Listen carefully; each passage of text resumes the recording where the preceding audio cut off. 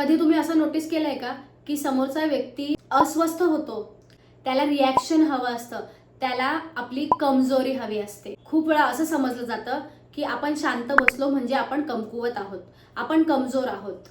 आणि जेव्हा तुम्ही समोरच्या एखाद्या व्यक्तीला उत्तर देत नाही ना, तेव्हा तुम्ही असं दाखवून देता की मी अशा गोष्टींवर माझी एनर्जी आहे ती वेस्ट करत नाही. आज मी गोड बोलणार नाही, मी सत्य बोलणार आहे. जेव्हा आपण एखाद्या व्यक्तीला काही समजावत बसतो आणि तरीही तो व्यक्ती आपल्याला चुकीचा समजवत असतो, तर समस्या तुमच्यात नाही, तुमच्या जास्त बोलण्यात आहे. खूप वेळा असं समजलं जातं की आपण शांत बसलो म्हणजे आपण कमकुवत आहोत, आपण कमजोर आहोत. पण असं काही नाहीये. या उलट जे जास्त बोलतात ते स्वतःला प्रूव्ह करत असतात आणि जे गप्प राहतात त्यांना प्रूव्ह करायची गरज लागतच नाही.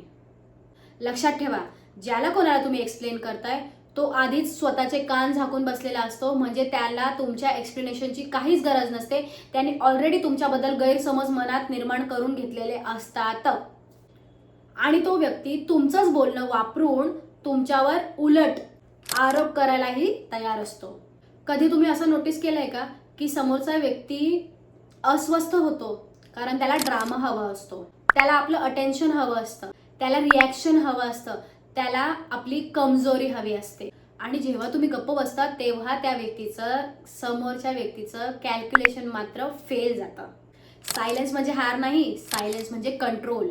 आणि जेव्हा तुम्ही समोरच्या एखाद्या व्यक्तीला उत्तर देत नाही ना, तेव्हा तुम्ही असं दाखवून देता की मी अशा गोष्टींवर माझी जी ऊर्जा आहे, जी एनर्जी आहे ती वेस्ट करत नाही आणि मी ती एनर्जी चांगल्या व्यक्तींसाठी, चांगल्या गोष्टीसाठी माझी जी ऊर्जा एनर्जी आहे ती मी वाचवून ठेवत आहे.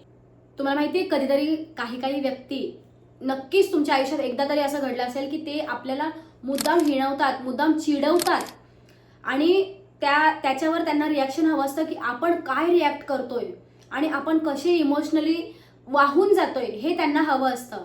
पण खरं सांगू का, ज्या दिवशी तुम्ही गप्प राहायला शिकता ना, ते लोक आपोआपच लहान होऊन जातात, ते लोक छोटे होऊन जातात.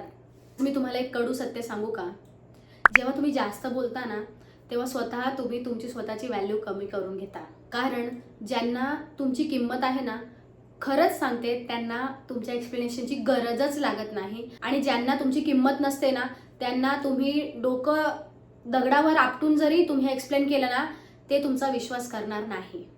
Silence is power. कारण ते आपल्याला इमोशनली वीक नाही, इमोशनली डेंजरस बनवतं. लोकांना कळत नाही की आपल्या डोक्यात काय चालू आहे आणि ते समोरच्या व्यक्तीला घाबरवायचं काम करतं आणि विचार करायला लावतं की समोरचा व्यक्ती नेमका काय विचार करतोय, हा काही बोलत का नाही, आणि त्याच्या मनात भरपूर सारे आपल्याबद्दल क्वेश्चनिंग चालू होऊन जाते. तर आपण सायलेन्स राहा. आजपासून ठरवा, सगळ्यांना उत्तर द्यायचं नाही, सगळ्यांना समजावून सांगायचं नाही आणि कोणीही केलेला अपमान सहन करायचा नाही. Non respect is not acceptable at all. पण गप्प राहणं हेच सगळ्यात मोठं उत्तर आहे.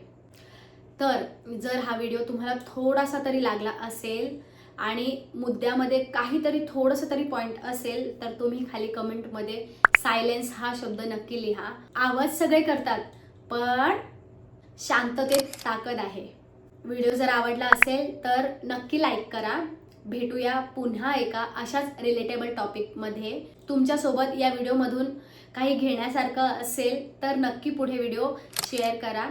चॅनलवर नवीन असाल तर सबस्क्राईब करायला विसरू नका. नमस्कार, मी सोनेश्वरी बोलते. व्हिडिओ इथपर्यंत पाहिला म्हणून मनापासून धन्यवाद. पुन्हा भेटूया अशाच एका व्हिडिओमध्ये. तोपर्यंत बाय बाय.